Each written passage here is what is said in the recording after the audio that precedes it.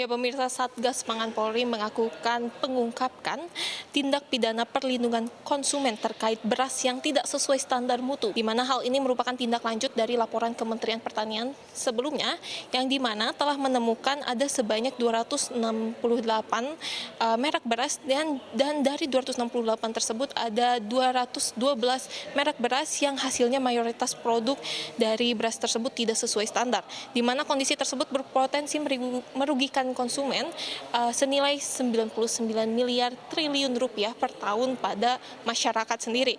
Dan hal tersebut juga kerugian tersebut juga digabungkan dari beras premium, yakni ada sebanyak 85,56% beras yang tidak sesuai dengan mutu standar, dan juga dari medium sendiri ada sebanyak 88,24% yang tidak juga sesuai dari mutu standar sendiri. Oleh karena itu, Satgas Pangan Polri menindaklanjuti laporan ini dengan menyelidik ratusan merek, dan sejauh ini ada sebanyak 52 produsen beras premium dan juga 15 produsen beras medium, dan dari hasil uji laboratorium tersebut terdapat 5 merek produsen beras yang tidak sesuai atau tidak memenuhi standar mutu sendiri. Polri kemudian menetapkan status penyidikan dengan lebih tinggi, yakni dengan dugaan pelanggaran pidana oleh 3 perusahaan yang ditemukan, yakni dari PT PIM, merek Sanai, PT FS, merek Setra Ramos Merah, Biru, dan Setra Pulen, serta juga Toko SJ, merek Jelita, dan juga Anak Kembar. Sebagai informasi, dari penggeledahan tersebut dilakukan di kantor dan gudang PT FS di Jakarta Timur dan juga Subang, serta untuk PT PIM sendiri di Serang dan juga Banten, serta yang terakhir ada di Pasar Induk Beras Cipinang. Dan dari TKP diamankan sebanyak 200 ton beras dalam kemasan 5 kilo dan juga 2,5 kilogram, serta berbagai dokumen legal seperti juga izin edar dan juga sertifikat mutu.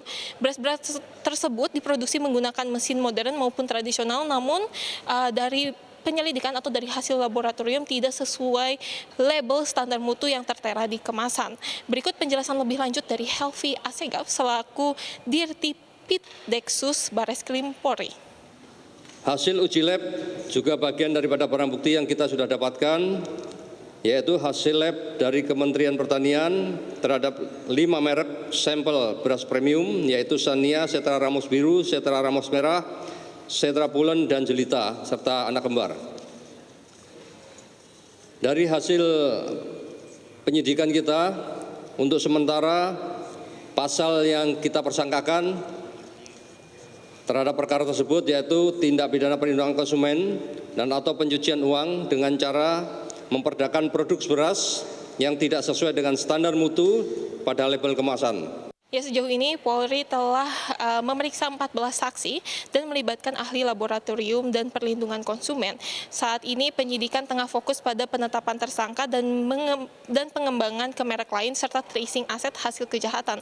Ancaman hukuman yang dilontarkan oleh Polri sendiri juga ada 2 ancaman, yakni dimulai dari 5 tahun penjara dan denda 2 miliar untuk UU Perlindungan Konsumen, serta 20 tahun penjara dengan denda 10 miliar sesuai UU Tindak Pidana Pencucian Uang. Saat ini juga Satgas Pangan Polri menegaskan komitmennya untuk terus menindak tegas produsen nakal yang merugikan masyarakat atau konsumen dari beras sendiri, termasuk jika ditemukan indikasi dari praktik kartel di balik peredaman beras tidak sesuai standar ini. Dan sejauh ini juga disampaikan bahwa harga beras sendiri telah turun setelah adanya penyelidikan dari kasus beras yang tidak sesuai dari standar mutu sendiri.